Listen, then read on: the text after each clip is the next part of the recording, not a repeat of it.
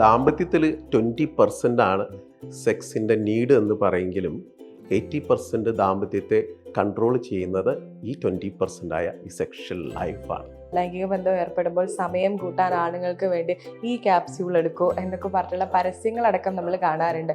അപ്പോൾ എന്താണ് ഈ erectile dysfunction? Erectile dysfunction common ആയിട്ടൊരു സെക്ഷൽ ഡിസ്ഫങ്ഷനാണ്.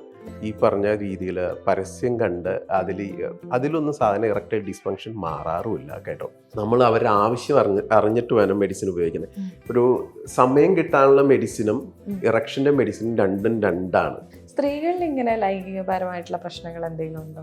വാജിനിസ്മിസ് എന്ന് പറയും. അതായത് നമുക്ക് ഇൻ്റർകോഴ്സ് ചെയ്യുന്ന സമയത്ത് അവരുടെ മസിലുകൾ കൺട്രാക്റ്റ് ആവുകയും മസിൽ സ്പാസം സംഭവിക്കുകയും അപ്പോൾ ഇൻസർഷനും പെനിട്രേഷനും പോസിബിൾ അല്ലാതെ പെയിൻ അനുഭവിക്കുന്ന ഒരവസ്ഥ. പിന്നെ ഓർഗാസം എന്നത് അനുഭവിക്കാൻ പറ്റാത്തൊരവസ്ഥ.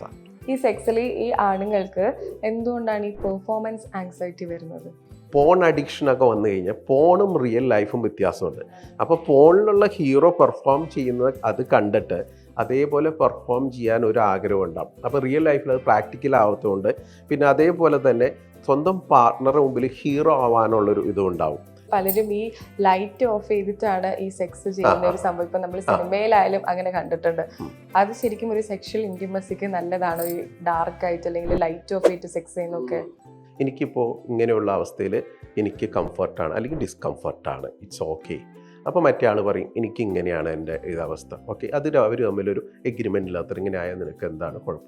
ഇതുപോലൊരു കമ്മ്യൂണിക്കേഷൻ നടത്തിയിട്ട് രണ്ടുപേരുടെ ഇഷ്ടങ്ങൾ അനുസരിച്ചിട്ട് അതനുസരിച്ച് വേണം ഡാർക്ക് ആയാലും ലൈറ്റ് ആയാലും ഡസൻറ്റ് മാറ്റർ, ഏതായാലും ഓക്കെയാണ്.